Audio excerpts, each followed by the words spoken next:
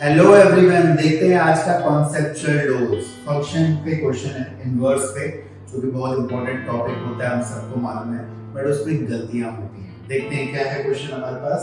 Function दिया है जिसका डोमेन है 2 to 4 और कोडोमेन दिया है 1 to 3।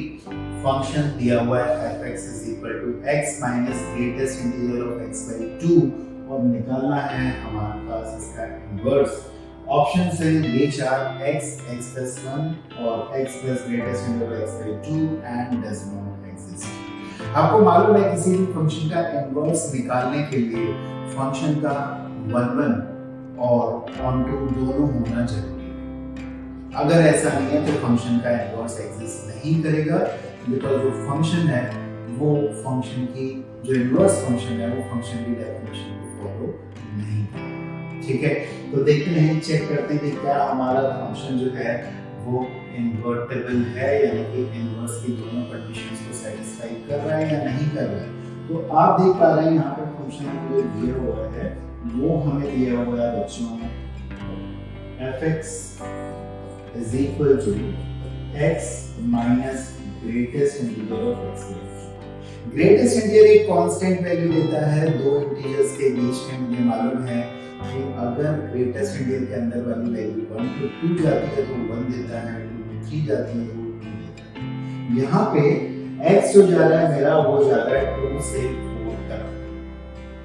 इंपॉर्टेंट ये नहीं कि x क्या जा रहा है, इंपॉर्टेंट ये है कि ग्रेटेस्ट इंटीजर के अंदर जो बैठा हुआ है उसकी वैल्यू कहां से कहां तक रन कर रही है। तो अगर x 2 to 4 जा रहा है तो x by 2 जाएगा हमारा 1 से 2 के बीच में, और अगर कोई चीज 1 से 2 के बीच में जा रही है तो उसका ग्रेटेस्ट इंटीजर क्या आएगा, वो आएगा 1। तो डेफिनेटली फंक्शन तो मेरा बन गया x माइनस। अब यहाँ पे बहुत टेम्पटेशन होता है कि इसका इनवर्स तो मैं बहुत आराम से निकाल लूंगा, x को y के टर्म में सॉल्व करूंगा, यही तो पता है मुझे, इसी तरह से इनवर्स निकलता है। x को y के टर्म में सॉल्व करेंगे और y की जगह x पुट कर देंगे, मेरा बन गया इनवर्स। पर यहाँ पे हमें रुकना पड़ेगा, थोड़ा देखना। क्यों ऐसा है? बिकॉज आप देखिए यहाँ पे 4 पे एग्जैक्टली ये 2 जा रहा है, 4 पे एग्जैक्टली ग्रेटेस्ट इंटीजर के अंदर वाली चीज एग्जैक्टली 2 बन रही है और उसका ग्रेटेस्ट इंटीजर तो 2 होगा। तो ये जो चीज मैंने 1 लिखी है ये कब तक लिखी है, अगर मैं x को 2 से 4 तक जाता हूँ, 4 इंक्लूडिंग एग्जैक्टली 4 पे क्या हो जाएगा, एग्जैक्टली 4 पे बच्चों इसकी वैल्यू हो जाएगी 2 और ये 4 माइनस 2, तो ये हो जाएगा मेरे पास। ठीक है, तो अब आप देख पा रहे हैं कि फंक्शन है x माइनस 1 इस इंटरवल में और ये है 2 जब x की वैल्यू एग्जैक्टली 4 जा रही है। क्या ये इन्वर्टेबल है? ये लीनियर फंक्शन, देखते हैं कि इसका ये दोनों कंडीशंस को सेटिस्फाई कर रहा है कि नहीं। अगर आप इसका ग्राफ पे जाएंगे, अगर आप 2 से 4 तक की बात करें और इसके ग्राफ को देखेंगे ध्यान से तो आपको ये समझ में आएगा कि इसका ग्राफ कैसा चल रहा है। 2 पे इसकी वैल्यू बन रही है 1, 2 पे इसकी वैल्यू बन रही है 1 और 4 पे इसकी वैल्यू बन रही है 3, और दो 4 इंक्लूडेड नहीं है तो मेरा ग्राफ कुछ इस टाइप का बनेगा।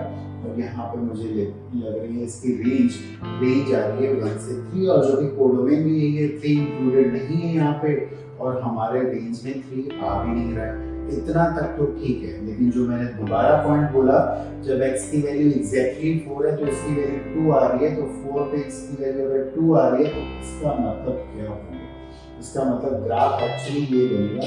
आप देख पा रहे हैं 4 पे एग्जैक्टली वैल्यू इसकी 2 आ रही है। ये फंक्शन जो है ये 1 नहीं है, मैनी 1 है।